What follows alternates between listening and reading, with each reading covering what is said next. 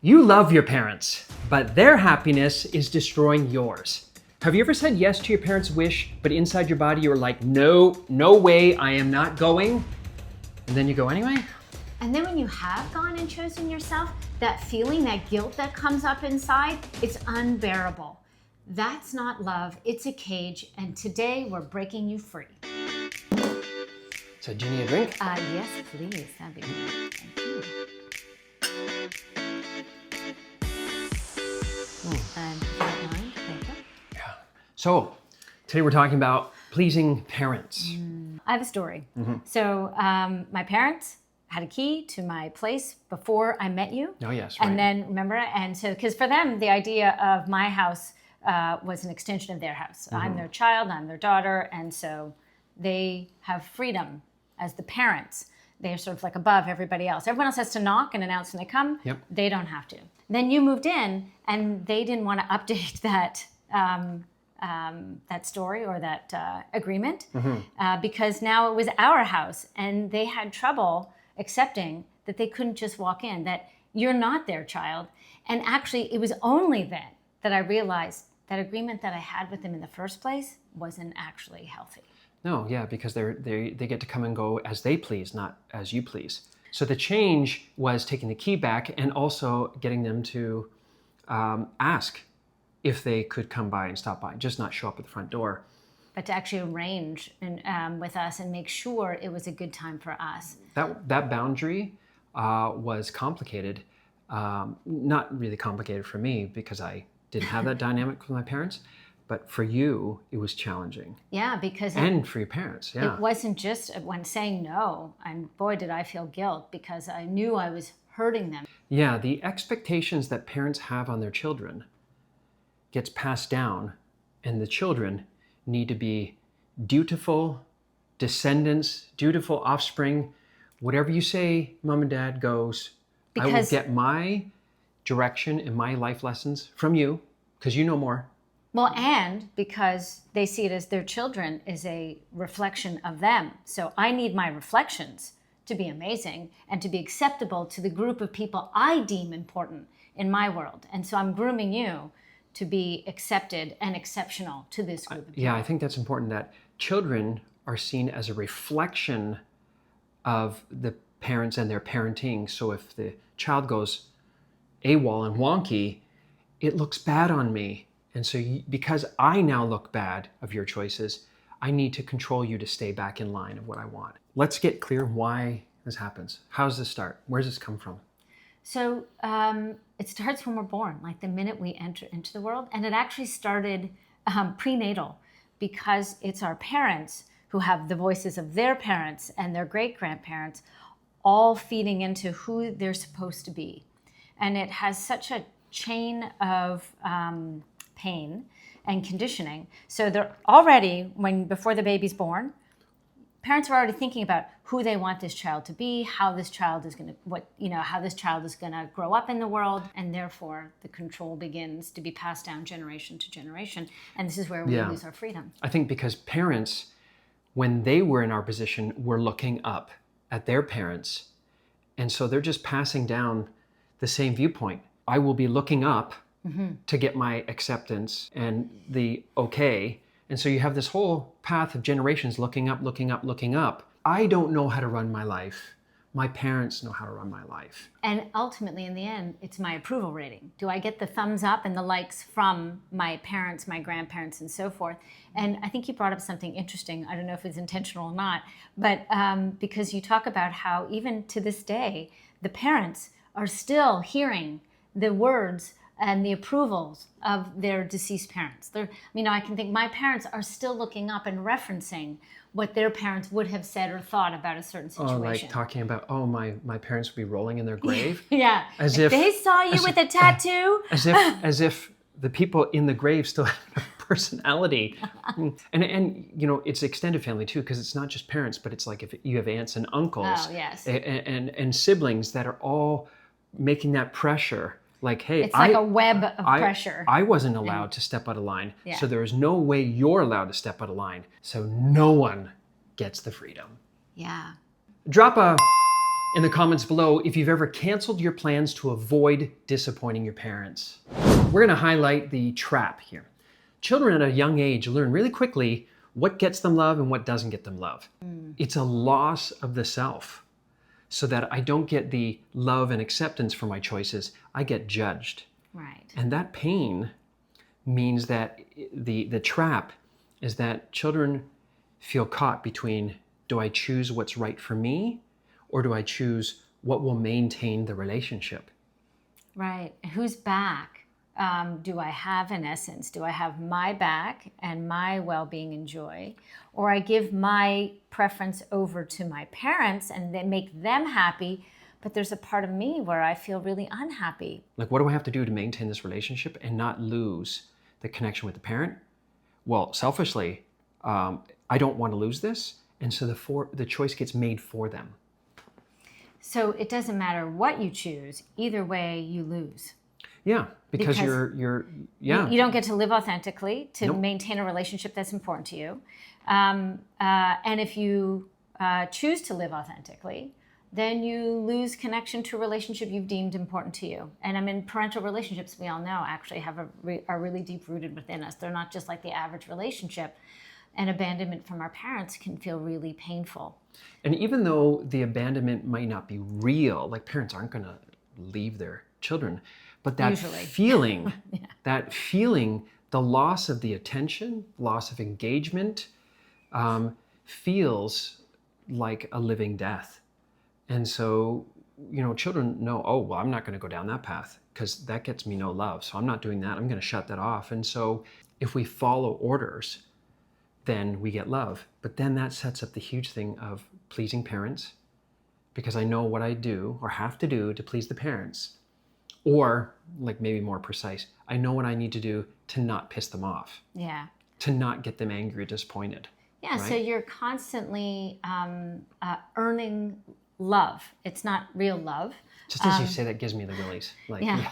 yeah. And by the way, I should add, I had a grandparent who stopped talking to a cousin of mine because he married someone he didn't approve of. So it was a full on, and then even though it didn't happen to any of us, we saw that this happened, and boy, did that, wake up our nervous systems like, crap, shit. We don't fall out of line or you're going to get it. And so it's really promoting self-abandonment. Yeah, I must abandon myself, my wants and wishes, my inner voice To belong. to belong. Yeah. And that model has resentment that builds and builds and builds. That's why, like, young kids are like angry. They're resentful and angry inside because they have all this desire and drive summoning up inside them to go and do and explore and do different things, but they have to rein it in. And then all that energy isn't going anywhere, and it comes out in the angry teenager, the rebellious teenager that's just like gone. Yeah, that I'm going to do something so extreme, so far from anything you want me to do, just to show you that I am a free being and I get to choose what's right for me. My story is when I was 16 and I was an exchange student to Australia. This was my version of rebelling. When I got there, I got an earring. And so I, on a phone call, told my parents, I got an earring. And then there was just like silence. Hello? And then my dad's like, do you really think that's right decision as being an ambassador to Canada? I love that you had to go halfway around the globe Just to get an earring. just to get in here. That wasn't like, I wasn't getting like body tattoo or anything. I was just getting an earring. And so that was a real shedding moment for me. Yeah. To say, and I said to my parents, I said, I will keep it in for 6 weeks and then I'll make my decision after that. And I was clear in saying, I'll make my decision about that. And I could feel my parents' energy building in that phone call, that they really wanted me not to do what I thought, but what they wanted. Yeah. And at the end of the 6 weeks, I was like, I'm done. I don't like this. But it was symbolic for me to step into adulthood of like, I'm going to be responsible for my life. And some of my choices are not going to make my parents happy. But boy, I thought about that a lot. Like, getting off the phone, I was like, oh my God, I just made my parents unhappy with me. But they can't do anything because I'm halfway around the world. So here's the impact of pleasing your parents. It impacts our relationships. We know numerous people who have foregone love for approval in relationship. Love doesn't come first. Culture, family, religion comes before what your heart wants. And same thing with career. It impacts our career because what do you do? Do you get to follow what you actually love doing? Your dad. Yeah, my dad couldn't be the brilliant engineer that he is. He had to go and open a store, which caused him great angst and depression for so much of his life. Yeah. It also ultimately it impacts our dreams, right? Because we're not free to dream and become who we feel we are and express from our inner inspiration, but rather we have to think about, how will this be received? So I might need to tone my dream down and maybe dream smaller. It's stunting growth in Yeah. lots of areas. Hobbies, career choice, relationships, just stunting the blossoming, the fullness of who you really are. Yeah, it's a major impact. It is. One other major impact of pleasing your parents is that you may have children watching you. Your children are receiving this that's a big one. unconscious messaging. And if you are continuing passing this down to your children, promoting, oh yes, no, we don't ever get to do what we want to do. We always have to follow the line of what the parents and the family want. So you listen up, young one, because you also will not get to choose for yourself. I wouldn't want to do that. No, I wouldn't want to do that to our son. And so not only are we setting our children up for struggle, we're potentially also setting up our relationship with our child for struggle. Because with each generation that wakes up to actually what is healthy and what's right, they're going to challenge the relationship you have. They're going to actually put their resentment on the table one day, and that'll impact your relationship with your children. So let's talk about redefining the relationship with your parents. It's sort of held that children are like humans in waiting. Yeah, like they're little proteges of life. They're not But complete humans they're yet. not real humans yet. Yeah. But you will be at some point. Yeah. But unfortunately, that just keeps propagated. You're not quite a human. You don't know how to be responsible. You don't know how to do life Yeah. until the parents are gone. And finally, when children have freedom. So we need to redefine Right, this. because we don't want you to have to wait till your parents die for you to find the freedom that you actually deserve. No. So the parent-child dynamic needs to change to become adult-adult relationship so that you are an equal member in society, a voting member, a driving member. Like you have A responsibilities. creative member. Yeah. Yeah. You are a creator in the society as they are. And so it's redefining that you are now equals. A lot of parents might have challenge with that, but you owe it to yourself to show up as a fully fledged human being. What that means is that we redefine what it means to be respectful. So respect is earned and not just given freely. So that means that, I can respect my parents' wishes for the way they want to do life. You don't have to agree with it, but you can respect it's their house rules. Yeah. Great. But And so when I go to visit them, what we eat and how it happens, the events and what we celebrate is like, it's not my house, so I'm a guest, so I'll be like, that's cool, awesome. But it's not what I'm doing at my house. And when they come to visit, it's how we run the house because we are also adults. And so the same thing for you, that giving yourself that freedom, that if it's your house, it's your rules. Freedom for you to celebrate things, to do the culture you want, the religion you want, because you are a free being. And we need you to be a free being. We need life to continue to expand and become a version of reality we didn't have before. We don't need monotonous living. Mm-hmm. We don't need redundant living. We actually need creative, free beings to keep it fresh and to keep us expanding and evolving as humans. Yeah. So we don't want to overstep our boundaries to make our parents like us. That's crossing the boundaries. We respect their boundaries. The same way we don't want them to push them on us. We don't want to push us on them. It's the same behavior. Because they are also fully fledged humans and they're able to run their life. And so we give them the respect, like you're running your life under your household, what you guys want, that's totally cool. And with that equal energy of giving, I also request that I am seeing that on my house, it's my choice. And we want to show up authentically us. We want to be the honest version of us. We want to communicate honestly what our needs are, what our wants are, what our dreams are, that they represent us, and the same way we let them have theirs. Yeah.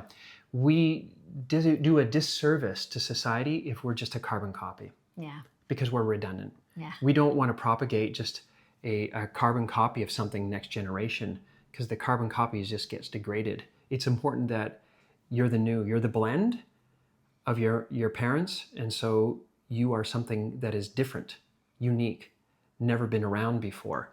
And so that full blossoming needs to happen. And then we can end that chain of pain and start a chain of joy. And we can even model for our parents a sense of freedom that they didn't have, but that we are making sure we grant ourselves in this lifetime. Listen, we know breaking these patterns are incredibly hard. And so this is why we created our online community, JoyNOW. This is a place for you to get real help, practical tools with a group of people who get it because they're on the same journey as you are. So the link is in the description below. We'd love to have you join us. So here's the path forward. How to choose yourself without all the guilt. Step 1, recognize that their disappointment isn't your emergency. You're not doing anything wrong. You're not choosing to cause chaos in the world. You're choosing what's right for you. Step 2 is communicate your boundaries with compassion. So it might sound something like, I understand that you're disappointed that you don't have a key to our front door anymore. That's how we're moving forward. So you can acknowledge how they're feeling. You can give them empathy, but you're just repeating the boundary. And there's not a lot of energy to it. You're just saying, I see your emotion. Right. I can see that you're disappointed. This is the new boundary. I recognize that this is hard for you, and we're still going forward. Yeah. They'll want to say why, and push you to giving logic and reasons, which they're going to counterbalance with their logic and reasons. So you don't have to. You can say, this is the new boundary for me. And then you can just broken record that. That's it. Not having to defend, not justify, not come up with lots of reasons. Empathize with their disappointment and just clarify the boundary. Right, because you don't want to get into an argument. You want to just communicate clearly where you're at. Step 3 is learn to tolerate their discomfort without the need to fix it. Notice that when you're making a decision for you, that you're not causing them physical harm. Yeah. And so their uncomfortable feelings are just that. It's just an emotion. The choices that you're making for you are not causing them harm. It's causing you joy. Step 4 is build your support system.